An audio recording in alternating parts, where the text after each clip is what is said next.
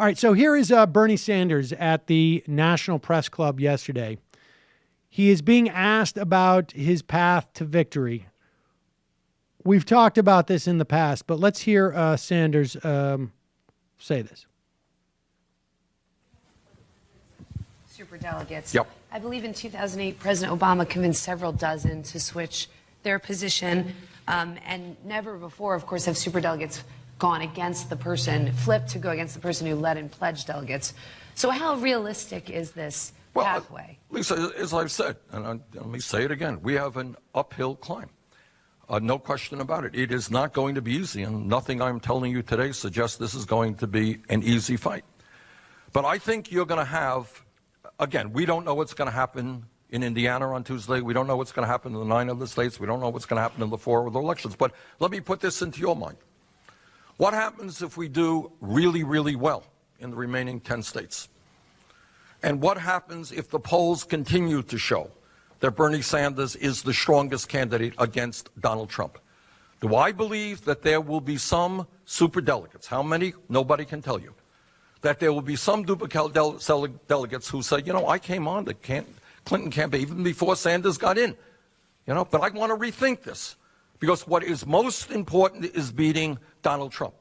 If, and that's an if, I admit, but if that scenario plays out, yeah, I do think you're going to have a lot of superdelegates who say, you know what's most important?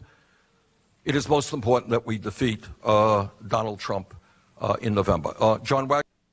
Okay, so there's Bernie talking about a play for superdelegates. And now in some instances, he's saying that in states where I've won a majority, superdelegates should be in my favor. They should follow their states.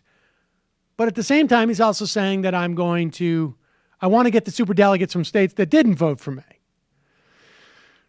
Let me explain what I think is going on here. And I think, and I've said this before, that when Bernie Sanders talks about the superdelegates, I think what he's doing is providing fodder for the press so that he has a reason to stay into the race that the media can perceive as legitimate. Okay? I mean, the bottom line is I want him to stay in the race for a number of reasons, not the least of which because I think it continues to create pressure on the Clinton campaign. Do I think that it is the same when Clinton says A? Do I think that she's going to be compelled to do A if she is president? No. Do I think it helps? Yes. Do I think it helps orient where the Democratic Party is? Yes. Do I think it orients where the political center is perceived in the country? Yes. Do I think it helps to build a movement for the future? Yes. There were plenty of things that Barack Obama campaigned on and reversed. Bankruptcy crammed down the first of many, in my estimation. Nevertheless, that doesn't change the political dynamic of what people want. It increases it. It enhances it. Now, bankruptcy crammed down pretty narrow, but people still talk about it. Closing Gitmo. An example of it. And I'm not even sure that it's his fault that it's not closed. It's more complicated, but at the very least, he's still being held to that promise. And we're getting closer. So I think there's a lot of value in Bernie Sanders staying in the race. But understand, the superdelegate stuff, I'm not going to pander to you, even if we agree on just about everything.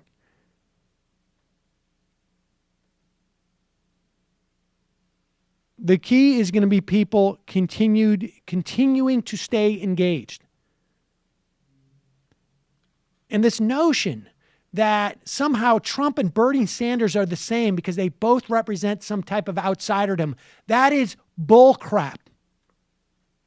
That is not why people are supporting Bernie Sanders.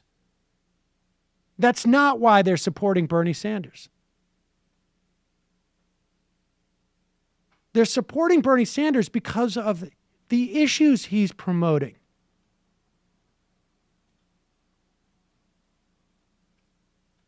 I think there's a percentage of people who are supporting Sanders because they don't want Clinton.